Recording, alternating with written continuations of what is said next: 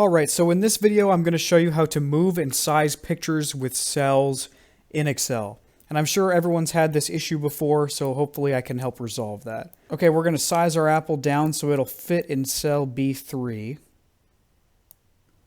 And there it is. Okay, but the problem is, if I make this cell any smaller, then the picture stays in the same spot. It doesn't move, and it doesn't size correctly with the cell, which can be very annoying in some certain applications with your spreadsheet. So the way to fix that is if you left click on the apple or on the picture that you want, and then right click, and then here at the bottom of this menu you're going to see Format Picture. We're going to click on Format Picture, and then this menu will come up on the right side. So we have this first button, which is dealing with filling and lines with color and whatnot on your picture. The second option is the effects you want to add to it, but we're going to click on the third option, which is size and properties. And we're not going to focus on size, but we are going to focus on the properties here. So right now we have move but don't size with cells clicked. So that means if we, for example, if we add a column here, then it looks like the apple is going to move, but if we change the size of the row or the size of the cell, then it's not going to size with it, but it'll move with it. So that might be what you want already, but we're going to delete that extra column.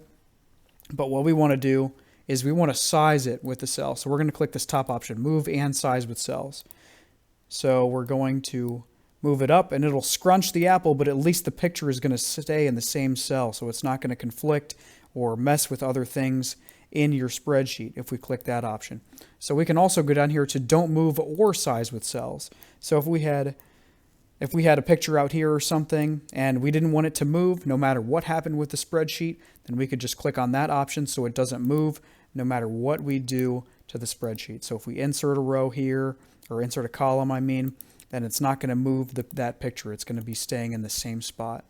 And then you can also check whether you want to print the object or not, and then locking the object. This only matters if the sheet is protected, which I'll cover in a different video. And then so you really have these three different properties you're working with when you want to move and size pictures within Excel. So hopefully this video helped you out. Make sure to like if you enjoyed this video and subscribe for more Excel tips and tutorials and very cool spreadsheets that are coming down the pipeline.